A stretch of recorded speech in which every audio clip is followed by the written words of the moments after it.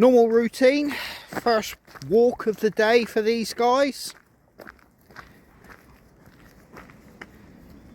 Not such a nice day, a bit grey and overcast. But it's a weekend at home. I'm not away wild camping or, well, surfing.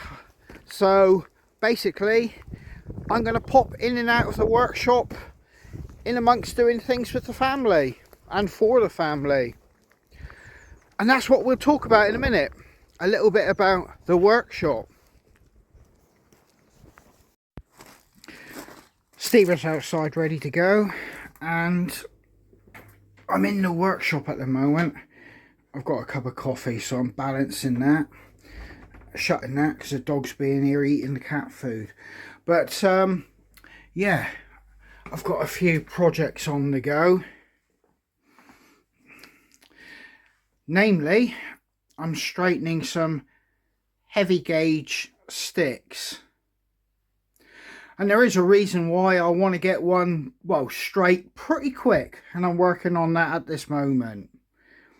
As you can see, I've got two more there. And they're good solid pieces. Right, just a quick look at this one. You can see I've got that deer antler on top. That did feature in one of my other videos, actually. I've got a mermaid. I've got an octopus. Shark. A fisherman with an anchor. Some sea fish. Seaweed. Shells.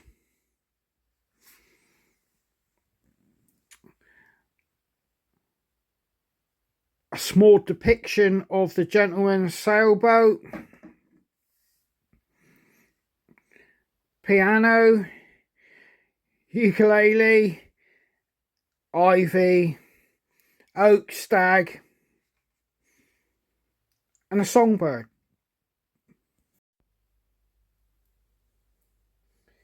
So this is a staff, not a hiking stick as such. Obviously you can see it's themed in a custom request. And there's a nice crisp joint there. Yeah, quite pleased how that one's come out.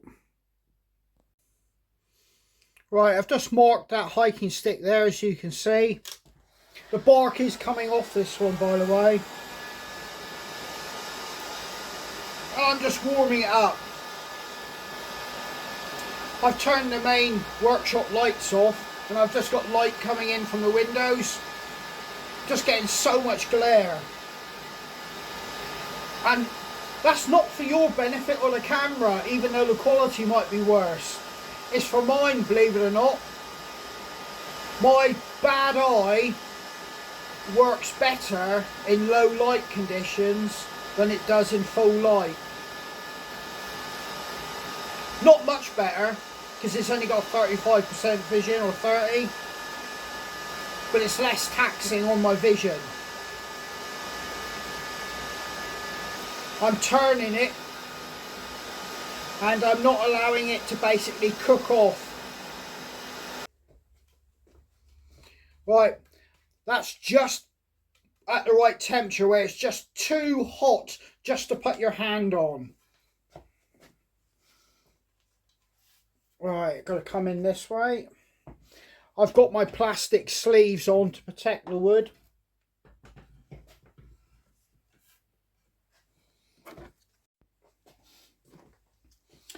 Right, I've got the plastic sleeves on, the one which has got the jack, and I'm placing these under the crossbar of the jig. And the same over here, this side. Just put some pressure just to take up the slack. Then I've got to align everything. Right, just turning, I want that cross pointing straight up because that's how I've deemed it necessary to get this bend out. Right, just applying some pressure.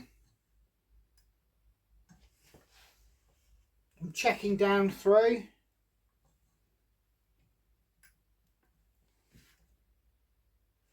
That's still warm, but I'm just going to give it a fraction of heat.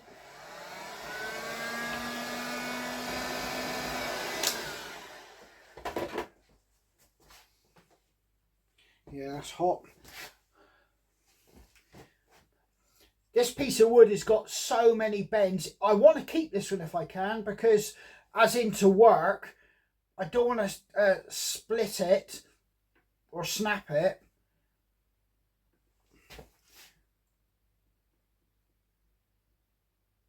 There, I can feel there's a lot of tension on that now. I'm looking down through. I think that's definitely it. Leave it at that. I'm going to let that cool off now. You can see the sleeve protectors, how I've made them. I've got some hard plastic, and I've got a piece of round pipe over the sharp edge of the actual angle iron. And then I've got some soft rubber pipe there. So the soft rubber pipe stops any of the pressure points being pushed on the wood. You can see that cross. That just aids me. It does actually polish out, actually, even if you're trying to save the bark. And there you go. And you can listen to that. There is a fair bit of pressure there. So am I concerned about the economic situation for me regarding the workshop? Not really, because I've been in this position quite a bit, particularly over the last few years, where a politician or something globally will happen, and basically orders go, ooh, take a right dip, and then they gradually start coming back up. But I'm not too worried if they don't for a long while, because quite simply I've got to get this eye sorted, and I was in the process of beginning to get around to scaling back my more expensive custom orders and the quantity and amount I was doing, because I'm due an operation this month. I've had all the pre-checks and everything like that, and all the messing about over the last few months. I've seen the consultant that's actually going to operate last week on my eye. I did see two pre-Christmas actually, but they both concluded it was beyond their scope of expertise. So I've had to see the big boy, shall we say, in the specialist world. He's concluded I need a new lens. I need the jelly put back in the back of the eye, and I need a trauma-induced cataract taken out. And we're hoping that will give me, you know, a degree of my sight back in that eye. And I'm hoping that is the case. But the problem is, he's now discovered that I should have had some x-rays to check to see if there's any metal in my eye from my glasses when they broke. So I'm now waiting for the hospital to let me know when I can go for an x-ray. And I'm sure I heard in amongst all that I may have to have an MRI on that part as well he wants. So that will be two separate occasions to get that done. And then once he's got all that on the table, I'll be given the date for the operation. So I'm looking at possibly another few months yet. So I'm scaling work back because I do know there'll be a recovery period once I've had the operation. And on top of that, I'm just finding it so slow going. To do that multiple piece of artwork on that stick took me 3 times longer than needed, quite simply because, well, as you can imagine, I've got one eye, and one eye that's not working or functioning properly. So it's kind of contradicting where my hand is and everything like that when I'm doing detailed artwork. So I've had to make the decision to scale back on my custom orders. So I'm pretty much back to producing my basic hiking sticks, where basically I straighten them, copper tip, drill out the lanyard hole, fit a lanyard, do whatever crown needed, whether it be flat, rounded or peaked. A simple wood burning. I've got an owl there, I believe. I ought to put my glasses on. An owl. And then go into a really nice high polished piece of wood for the finished product. And yeah, for £20 and then postage on top, this is basically my basic hiking stick. I then obviously have the barked version of it, or my natural style as I call it. And I can actually still make money pushing them out at £20 at a reasonable time frame per stick. There's an owl on this one, I believe, if I'm showing you correctly. So yeah, I will be actually doing, like I said, craft fairs and sales, and that's primarily what sells when I'm at those events. When I first started, I think I was selling for like £12 to £15. It rose to like 17 or 18. But obviously, from when I first started, I'm now at sort of like £20, because obviously the cost in materials and all other costs involved, and to still give me some money to make it worth my while. Now, I think I may have shown you this one, which is one I want to work, and I'll be working that this week. And I'm going to make a thumbstick out of this one. It's got some interesting bark features, but you know, I'll shape this and work it just the way I want it. But yeah, I did actually, I've got them here actually. They're in the doorway here. I dug out a couple more. I've got to straighten these. Oh yeah, these haven't been straightened, so that's why they're in the doorway. I forgot that. As you can see, it's like a banana there. Yeah. If I put that out like that, you'll see that's why it's in the doorway. Yeah, see that? It's like a banana. So that's yet to be straightened. That's why they're in the doorway. I almost forgot I got to straighten those. That's for me, my mind's all over the place at the minute. It should actually calm down. What's this one like? This one ain't too bad. I've got... Nah, there's a lot of straightening in that one as well. But I've picked these two out and I'll get these straightened. And I'll put these three through the workshop together. Now, I'm terrible for having multiple projects on the go and some just get shelved. Now, this is a classic example. I put this topper on. Now, this topper's by somebody else who made it, but it was given to me to use. And I've actually seated it. It's been like that for a good few weeks now. And I've done nothing more with it. And I've got to get on with that. I should have more time now because, like I said, I'm slowing down with the custom orders so I can put time to my basic model sticks and tidy up and get all these outstanding projects done. That's one there. This one here, a split developed in the handle, so I'm going to cut down through. I'm going to cut down through that split that you might see. It might not be that evident actually, but I'm going to cut down to about here. I'm going to fill it out with epoxy, and then I'm going to use a Dremel and create like kind of like a pattern coming down so far, and epoxy that as well and polish it up. But that project got sidetracked as well, so I got those two projects. I've got all these toppers to go on sticks. As you can see, I've got, what's it, 3 there to put on. I've got the deer antler to do. This one here's another one I started and it's just been thrown on the side. It needs sanding, finishing off, polishing out those eyes, because you can see I've epoxied them.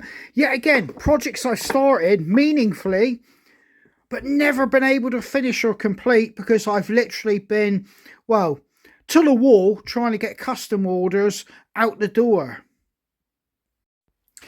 Now, I've been playing around on top of that. I'm trying to get, this is obviously a vintage draw knife that I bought. I talked about that before. I've been trying to get a stick to match that kind of look, where I'm not trying to create a vintage stick, just the look, the aesthetics.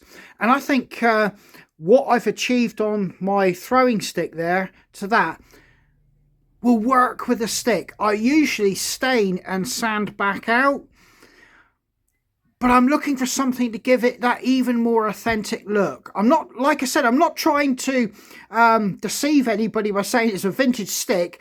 I'll always say it's a vintage style of a hiking stick, but I want to create that old, you know, vintage look of wood that's been used over years and treated to a new stick. So I think that's a reasonably good match, and I'm going to stick with that now when I do my vintage styled hiking sticks.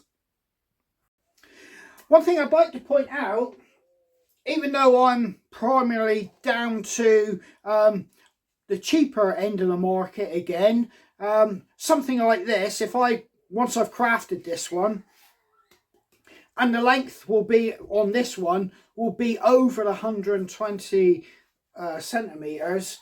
Even this is a £20 stick. I have to put another £10 or £12 on for postage due to the length.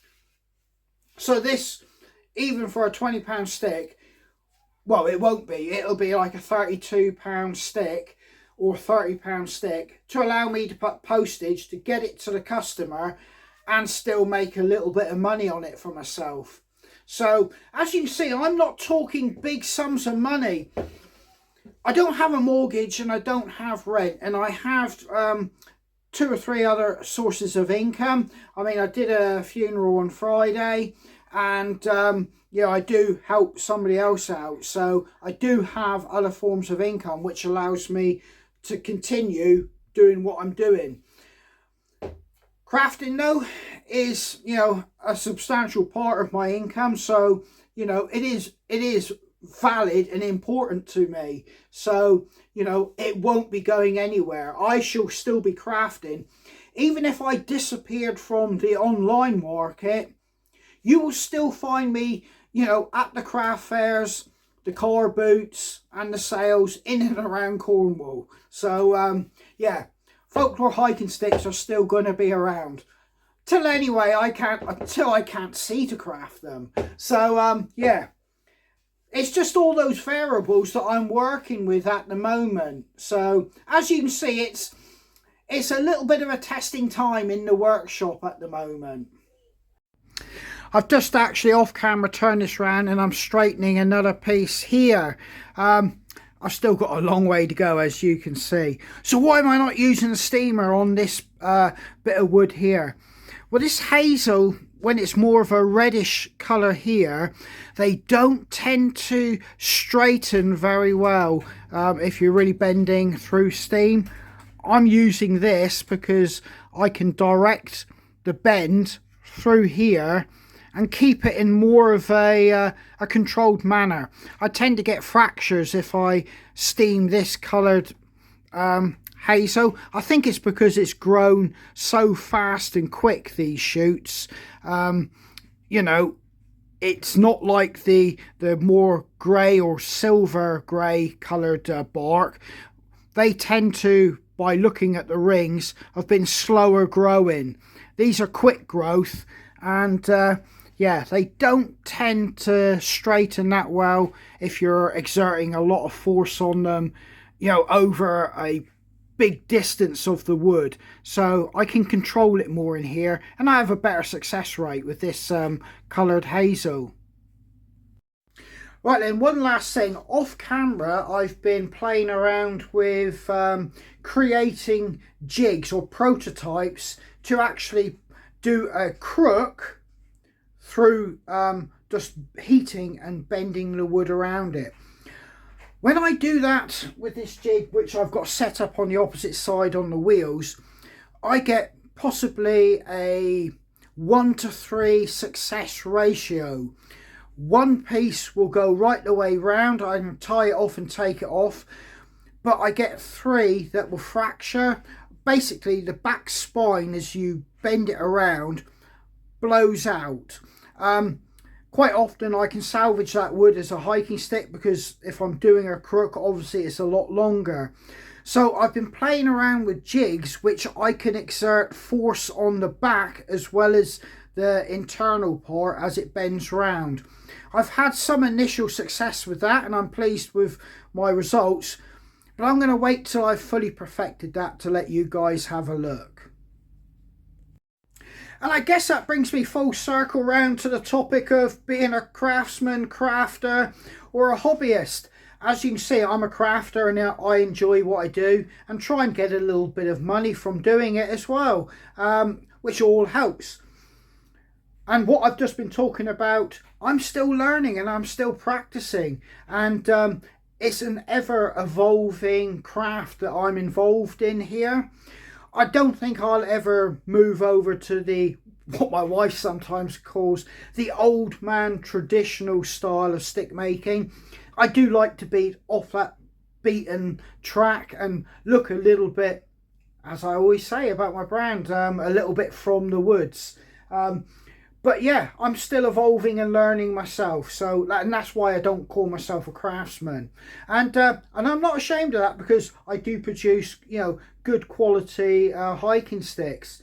But I'm still learning as I go. So yeah, the kids are beginning to play up outside. They want to be out and we're going to take the dogs to the woods with the kids. So I'm going to sign out here. I've waffled too long now. Just an update what's happening. So take care, stay safe, and I hope to catch you guys on the trail. Well, some daffodils. In fact, I've seen 2 or 3 up the road. And yet again, morning walk for these. Come on. Come on. Come on. You're not a vegetarian, so stop eating grass. Well, it's another day and I'm out walking the dogs first thing. Well, not first thing, I've had a bit of a lie-in. But yesterday, after we took the dogs out with the kids and had a nice little walk around the woods, when we got home, everybody else went in and did their thing inside. Kids, obviously, PlayStation, computer games and whatever kids do. I came out and did a little bit more in the workshop, so I've got that footage I'm just going to put on the end of this as well. But I just want to talk about pricing, because I did mention that thumbstick. It would cost like £10 or £12 for the postage. That's quite simply because of the size. Anything over 120, I have to pay parcel force to take it.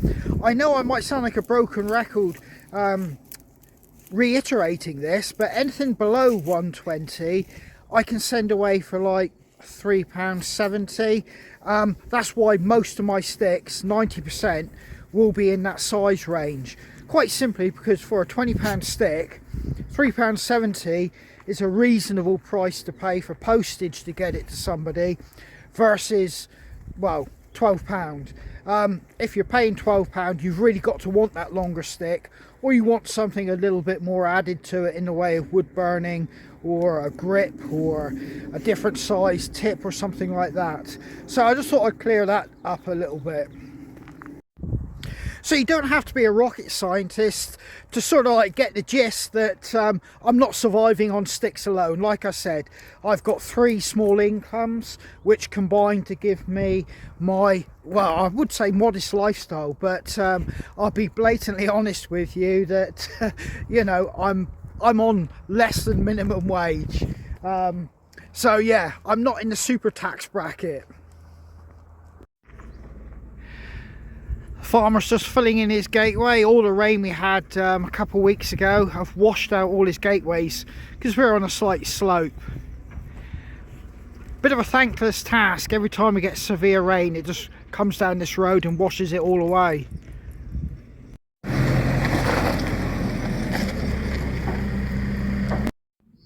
Interesting conversation with the old boy farmer.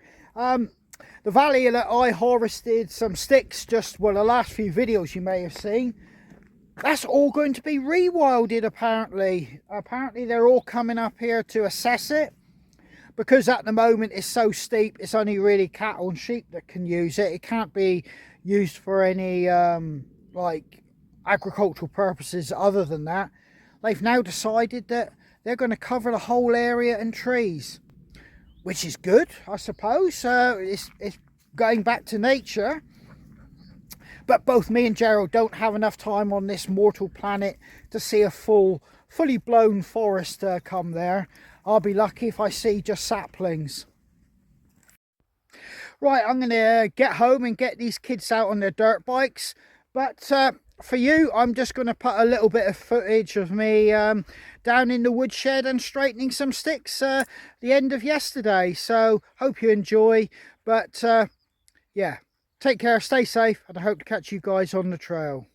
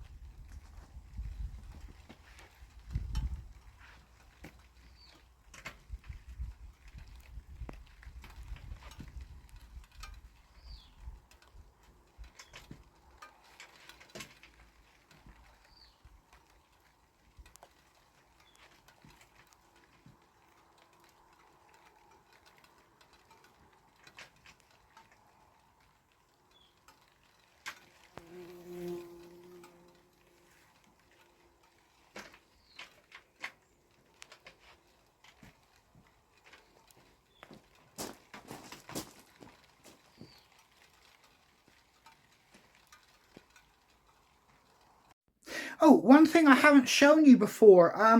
Some sticks are that bent and the curves are that difficult and multiple. You will find it hard to straighten by any of the methods that you've seen that I've been using on this channel. I do have another method which I use extremely rarely. I've actually got a stick being straightened by that method now. The reason I don't use it more often than I do, it's quite simply it's a long-winded process, because you heat the stick up, you clamp it in position, and you leave it overnight to cool down before you do the next part of the stick. So it can take, well, it takes hours really, with the heating up, cooling down, and keeping it in that vise so that it sets in position. I'll let you have a look. Well, here you go, and you can see the bend I've got going on there. It's running off at that angle there, and quite sharply. You can see I've got 2 bits of angle iron. They're clamped in my vise. I've used a hot air gun, and I've got this wood really hot. And obviously I've wound it up and I've clamped it and I've left it overnight. I will now do from here all the way up here. But like I said, once I heat that up and clamp it back in there, I'll probably have to leave it till tomorrow morning to let the wood set using this method.